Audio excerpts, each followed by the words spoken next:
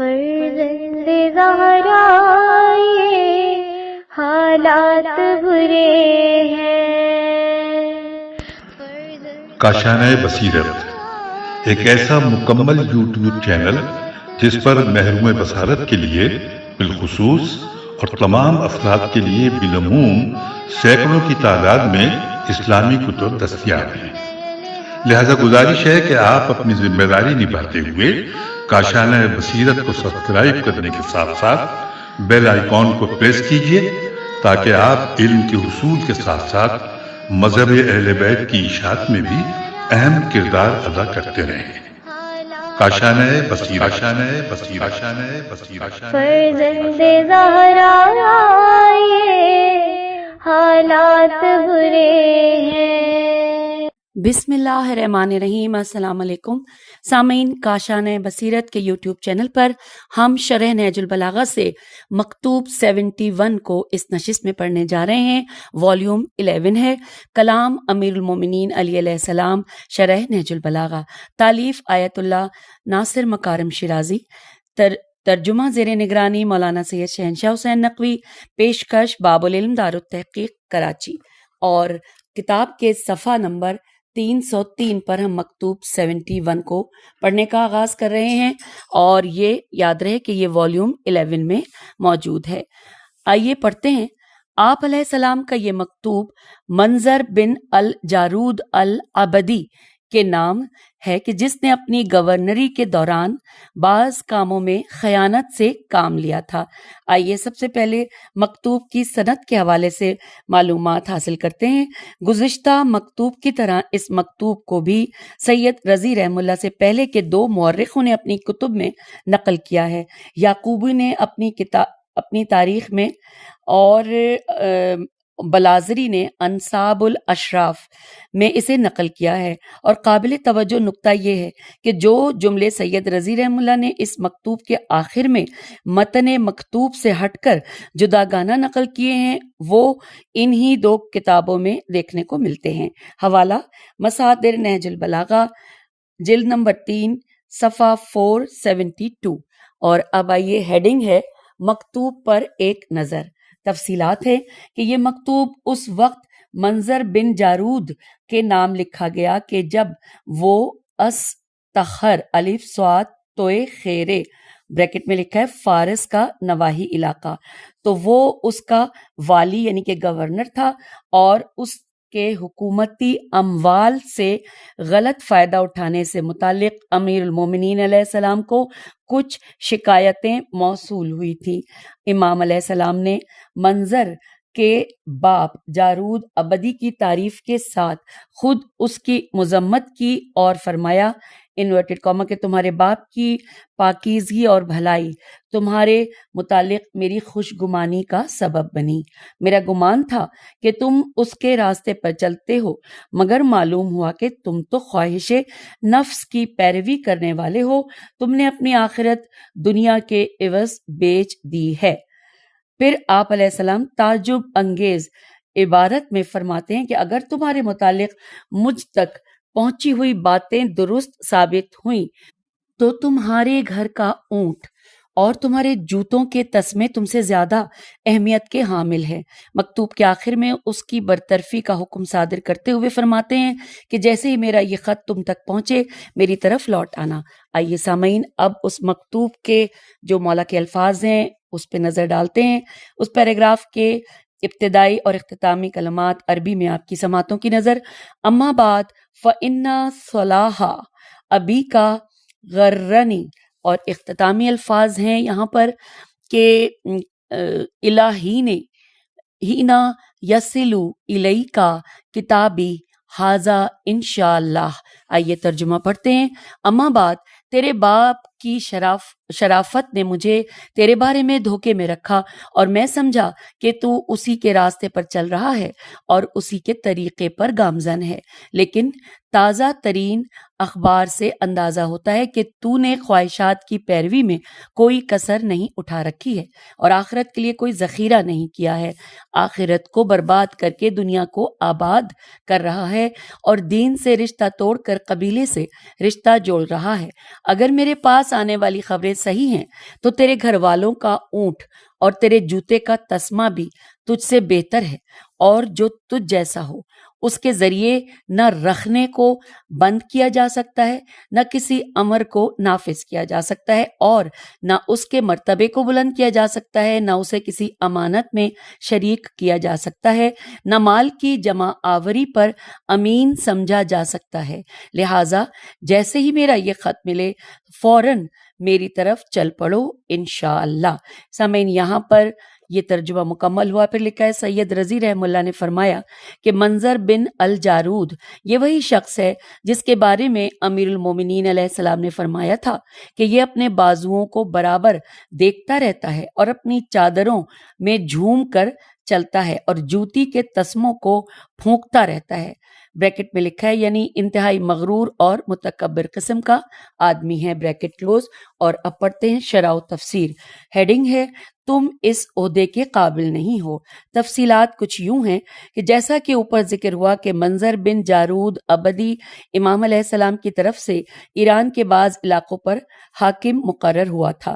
اسے گورنر مقرر کرنے کی دلیل اس کے حسن ظاہری کے علاوہ اس کے باپ جارود ابدی کا روشن ماضی تھا، جو عصر پیغمبر صلی اللہ علیہ وآلہ وسلم اور اس کے بعد کے ادوار میں اسلام کے حق میں خوب ڈٹنے اور زبردست حمایت کرنے والوں میں سے تھے، لیکن بہت سے دوسرے لوگوں کی طرح جو کسی عہدے پر پہنچنے پر اپنی حقیقت بھول جاتے ہیں، منظر بھی راہ حق سے منحرف ہوا اور خواہشات نفس کا اسیر بن گیا۔ وہ اپنی حیثیت بھول گیا اور بیت المال کے اموال میں لوٹ مار کرنے لگا۔ جب اس کے بارے میں یہ شکایتیں امام علیہ السلام تک پہنچی تو آپ علیہ السلام نے زیر بحث مکتوب لکھ کر اس کے لیے روانہ فرمایا، جس کا لب و لہجہ کافی تند تھا۔ اس مکتوب میں آپ علیہ السلام نے اس کو سرزنش کی اور اسے اس کے عہدے سے برطرف کیا۔ امام علیہ السلام اس مکتوب کے آغاز میں یوں فرماتے ہیں کہ اما بعد تیرے باپ کی شرافت نے مجھے تیرے بارے میں دھوکے میں رکھا اور میں سمجھا کہ تو اسی کے راستے پر چل رہا ہے اور اسی کے طریقے پر گامزن ہے۔ Inverted comma close. لکھا ہے یقیناً زندگی سے مربوط امور میں امام علیہ السلام کی ذمہ داری ظاہر کو دیکھتے ہوئے عمل کرنا ہے، اور منظر کو اس عہدے پر مقرر کرنے کے وقت بھی کوئی قرینہ خلاف ظاہر نہ تھا۔ پھر لکھا ہے کہ ایک طرف ظاہری طور پر وہ نیک تھا جبکہ اس کا ماضی بھی کوئی برا نہ تھا، دوسری طرف اس کا تعلق بھی ایک معروف اور نیک گھرانے سے تھا اور یہی معیار اس کے انتخاب کے لیے کافی تھا۔ لیکن جیسا کہ ہم عرض کر چکے، ایسے افراد بھی پائے جاتے ہیں جو عام حالت میں نیک اور اچھے ہوتے ہیں، مگر جب کوئی عہدہ یا دولت ہاتھ آتی ہے تو ان کے تیور بدل جاتے ہیں اور بعض اوقات ان کی زندگی کی روش مکمل طور پر دگرگوں ہو جاتی ہے، اور منظر انہی افراد میں سے تھا۔ پھر امام علیہ السلام اس کلام کو جاری رکھتے ہوئے فرماتے ہیں لیکن تازہ ترین اخبار سے اندازہ ہوتا ہے کہ تو نے خواہشات کی پیروی میں کوئی کسر نہیں اٹھا رکھی ہے اور آخرت کے لیے کوئی ذخیرہ نہیں کیا ہے، آخرت کو برباد کر کے دنیا کو آباد کر رہا ہے اور دین سے رشتہ توڑ کر قبیلے سے رشتہ جوڑ رہا ہے۔ Inverted comma close. امام علیہ السلام اس مختصر اور جامع عبارت میں منظر کو یہ سمجھا رہے ہیں کہ تم 4 گھناؤنے کاموں کے مرتکب ہوئے ہو۔ اس لائن کو دوبارہ پڑھتے ہیں کہ مولا منظر کو یہ سمجھا رہے ہیں کہ تم 4 گھناؤنے کاموں کے مرتکب ہوئے ہو۔ ایک طرف بلا قید و شرط خواہشات نفس کی پیروی کر رہے ہو، اس کے حالات میں آیا ہے کہ اس نے ان دنوں عیاشیوں کی تمام حدیں پار کر دی تھیں، ہر وقت سیر و تفریح، شکار، لہو و لعب، کتوں کے ساتھ کھیلنا اور اسی نوعیت کے دوسرے کاموں میں مشغول ہوتا تھا۔ حوالہ ہے اتمام نہج البلاغہ صفحہ 815۔ دوسرا یہ کہ تم دنیا سے جو کہ آخرت کی کھیتی ہے اپنے لیے کچھ ذخیرہ نہیں کرتے ہو۔ تیسرا یہ کہ نہ صرف اس دنیا سے آخرت کے لیے کوئی چیز ذخیرہ نہیں کرتے، بلکہ اپنی آخرت کو دنیا کو آباد کرنے کے عوض برباد کرتے ہو۔ چوتھا یہ کہ بیت المال کے اموال کو اپنے رشتہ داروں میں تقسیم کرتے ہو اور اپنے دین سے ناتا توڑنے کی قیمت میں اپنے قرابت داروں سے ناتا جوڑے ہوئے ہو۔ پھر امام علیہ السلام اس کے اعمال الف عین میم الف لام کے سبب اس کی مشروط طور پر شدید تحقیر کرتے ہوئے فرماتے ہیں انورٹڈ کاما کہ اگر میرے پاس آنے والی خبریں صحیح ہیں تو تیرے گھر والوں کا اونٹ اور تیرے جوتے کا تسمہ بھی تجھ سے بہتر ہے، انورٹڈ کاما کلوز۔ لکھا ہے کہ یہ دو تعبیریں خیانت کے سبب ہونے والی منظر کی شدید تحقیر کو ثابت کرتی ہیں۔ بعض روایات میں آیا ہے کہ گھر والوں کا اونٹ، یہ لفظ جو ہے سامعین گھر والوں کا اونٹ، یہ انورٹڈ کاما میں ہے۔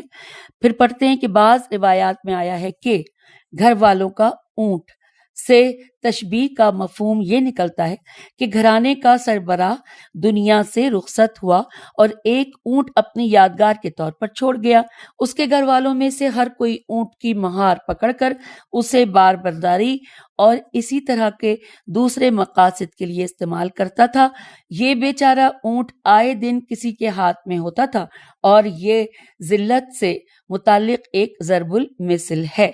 پھر لکھا ہے کہ شس النعل شین کے ساتھ زیر ہے، پھر سین ہے جزم کے ساتھ، پھر عین ہے پیش کے ساتھ، تو شس الف لام نون عین لام نون پہ تشدید ہے اور فتح ہے۔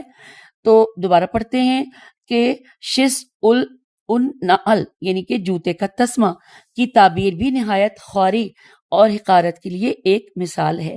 یہ تعبیرات وہاں سے شروع ہوئیں جب امام علیہ السلام کو اطلاع ملی کہ اس نے بیت المال کے اموال میں سے 4 لاکھ درہم کی بدعنوانی کی ہے، اور جیسا کہ بیان ہوا عیاشیوں اور سگباری جیسی گھناؤنی حرکات میں مشغول رہتا تھا۔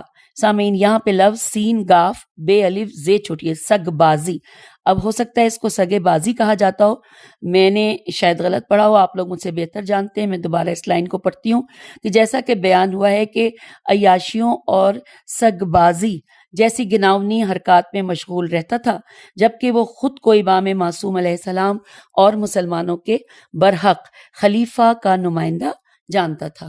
پھر امام علیہ السلام اس کلام کو آگے بڑھاتے ہوئے اس کی اہلیت اور قابلیت کو 5 موضوعات کے لیے نفی کرتے ہوئے فرماتے ہیں انورٹڈ کاما، اور جو تجھ جیسا ہو اس کے ذریعے نہ رکھنے کو بند کیا جا سکتا ہے، نہ کسی امر کو نافذ کیا جا سکتا ہے، اور نہ اس کے مرتبے کو بلند کیا جا سکتا ہے، نہ اسے کسی امانت میں شریک کیا جا سکتا ہے، نہ مال کی جمع آوری پر امین سمجھا جا سکتا ہے، انورٹڈ کاما کلوز۔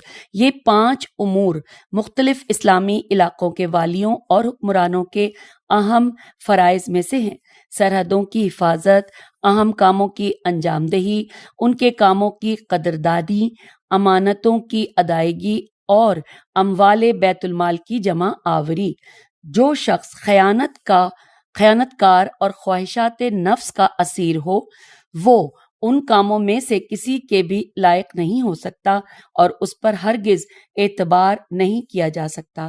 امام علیہ السلام آخر میں اس کی معزولی کا حکم صادر کرتے ہوئے فرماتے ہیں کہ لہٰذا جیسے ہی میرا یہ خط ملے فوراً میری طرف چل پڑو انشاءاللہ۔ اور یہاں پہ لکھا ہے کہ یہاں پر یہ جو جملہ ہے ہینا یسلو الیکا کتابی ھذا کا جملہ اس کی اس اعلیٰ عہدے سے فوری طور پر برطرفی کے لیے تاکید ہے۔ آگے چلتے ہیں، لکھا ہے سید رضی رحم اللہ نے آخر میں یہ جملہ بھی اضافہ کرتے ہوئے کہا ہے، ترجمہ انورٹڈ کاما کے منظر بن الجارود یہ وہی شخص ہے جس کے بارے میں امیر المومنین نے فرمایا تھا کہ یہ اپنے بازوؤں کو برابر دیکھتا رہتا ہے اور اپنی چادروں میں جھوم کر چلتا ہے اور جوتی کے تسموں کو پھونکتا رہتا ہے، یعنی انتہائی مغرور اور متکبر قسم کا آدمی ہے، انورٹڈ کاما کلوز۔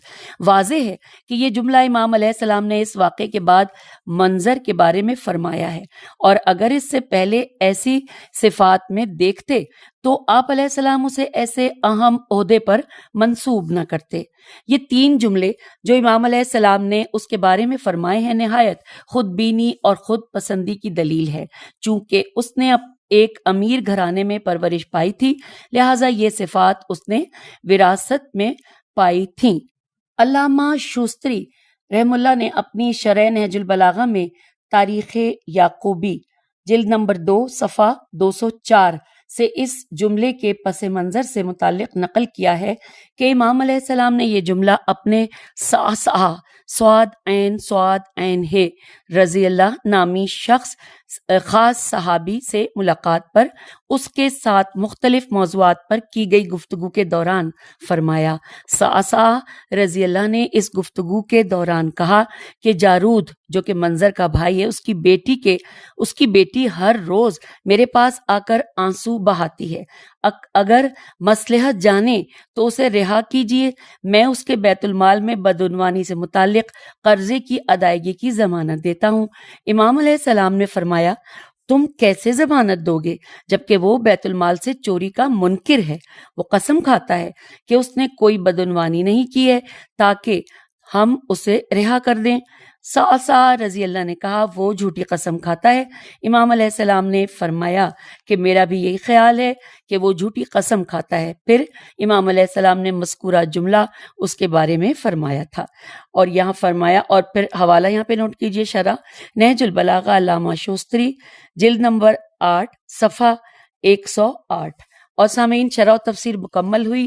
اب ہم پڑھتے ہیں اس مکتوب کے حوالے سے نقطے میں یہاں پر ہیڈنگ ہے، منظر بن جارود ابدی کون تھے؟ آئیے جانتے ہیں۔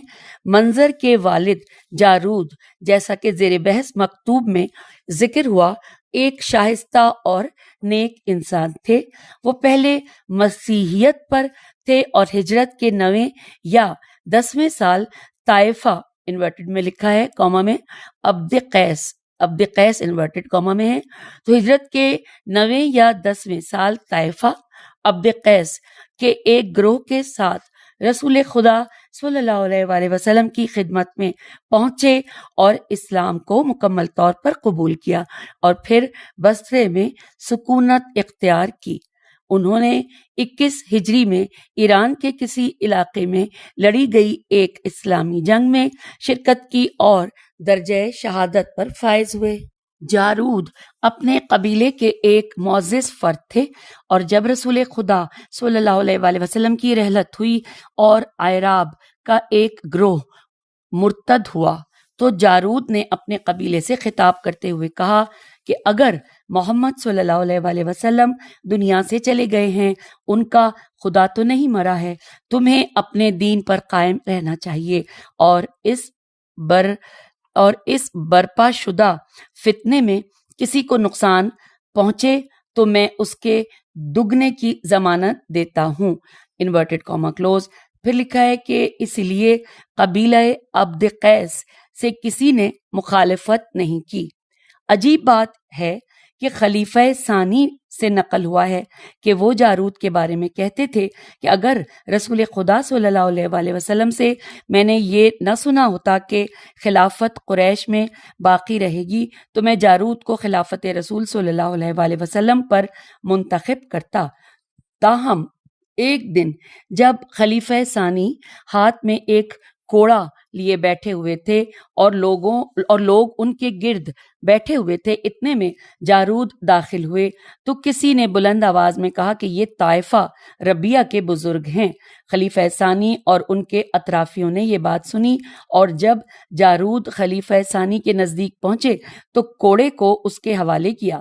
جارود نے کہا، ایسا کیوں کر رہے ہیں؟ کہا کہ کیا تم نے تمہارے بارے میں کہی گئی بات نہیں سنی ہے؟ جارود نے کہا کہ ہاں میں نے سنی ہے۔ کہا، مجھے خوف آیا کہ کہیں تم کسی اجتماع میں بیٹھو اور لوگ تم سے یہ نہ کہیں کہ تم ہی ہمارے امیر ہو، لہٰذا میں نے چاہا کہ تمہارا روب توڑ دوں۔ نیکسٹ پیراگراف میں ہے، رہی بات اس کے بیٹے منظر کی تو وہ رسول خدا صلی اللہ علیہ وآلہ وسلم کے دوران حیات پیدا ہوئے اور جنگ جمل میں حضرت علی علیہ السلام کے لشکر میں شریک ہوئے، اور ظاہراً صالح اور نیک آدمی تھے، اور ان کے باپ کی نیک سیرت کے سبب انہیں استخر الف صاد توئے خیر استخر بریکٹ میں لکھا ہے کہ ایران کا ایک علاقہ، اس علاقے کا گورنر مقرر کیا گیا، مگر بدقسمتی سے مال و منصب اور لذات دنیا کے عشق اور چاہت کے نتیجے میں مختلف قسم کے جرائم کا مرتکب ہوئے، جس کے سبب جیسا کہ ذکر ہوا امام علیہ السلام نے انہیں برطرف کیا۔ یہ شخص اپنے غلط راستے پر چلتا رہا یہاں تک کہ بعد میں یزید بن معاویہ کی طرف سے کسی اسلامی علاقے کا گورنر مقرر ہوا۔ اس کے سیاہ ترین کاموں میں سے ایک یہ تھا کہ جو خطوط حضرت امام حسین علیہ السلام نے اہل کوفہ کو تحریر فرمائے تھے ان میں سے ایک منظر کے نام پر تھا، جو سلیمان نامی قاصد کے ساتھ اس کی طرف روانہ کیا گیا۔ اس خط میں حضرت امام حسین علیہ السلام نے منظر کو اپنی نصرت کی دعوت فرمائی تھی، مگر منظر نے نہ صرف کوئی مثبت جواب نہ دیا بلکہ امام علیہ السلام کے خط کو عبید اللہ کے حوالے کیا اور آپ علیہ السلام کے قاصد کو تختہ دار پر چڑھایا۔ حالانکہ قاصد اور پیغام لانے والے کے لیے ہر قوم اور ملت میں امان ہوتی ہے، اور یہ پہلا مسلمان قاصد تھا جو تختہ دار پر چڑھایا گیا۔ اگرچہ بعض نے اس عمل کو یوں توجیہ کرنے کی کوشش کی ہے کہ منظر نے سوچا تھا کہ اس قاصد کو ابن زیاد نے بھیجا ہے تاکہ امام علیہ السلام کی مدد سے متعلق منظر کے عقیدے کا پتہ لگائے، مگر یہ توجیہ تو بالکل ہی بھونڈی ہے، کیونکہ ایسی صورت میں وہ خط کو دوبارہ قاصد کے حوالے کر سکتا تھا اور اسے ڈانٹ ڈپٹ کر سکتا تھا تاکہ اگر وہ شخص ابن زیاد کا بھیجا ہوا بھی ہوتا تو اس رویے کی اطلاع اپنے امیر کو پہنچا دیتا۔ لازم نہیں تھا کہ قاصد امام علیہ السلام کو گرفتار کر کے خط کے ہمراہ ابن زیاد کے حوالے کر دے اور پھر تختہ دار پر چڑھائے، کیونکہ ابن زیاد جان چکا تھا کہ وہ امام علیہ السلام کی طرف سے بھیجا گیا ہے۔ منظر کی بدبختیوں میں سے ایک یہ تھی کہ اس نے انہی دنوں اپنی بیٹی کو ابن زیاد کے عقد میں دیا تھا۔ حوالہ یہاں پر ہے شرح نہج البلاغہ جلد نمبر 18 صفحہ 55 سے 57 اور مصادر نہج البلاغہ جلد نمبر 3 صفحہ 470 اور شرح نہج البلاغہ علامہ شوستری جلد نمبر 8 صفحہ 109۔ بہرحال منظر اپنے باپ کی نیک سیرتی نیز شروع میں امیر المومنین علی علیہ السلام کا ساتھ دینے کے باوجود خواہشات نفس کی پیروی اور غرور و تکبر کی بنا پر اپنی عاقبت کو تباہ کر بیٹھا۔ سامعین، مکتوب 71 مکمل ہوا۔ خدا حافظ، فی امان اللہ۔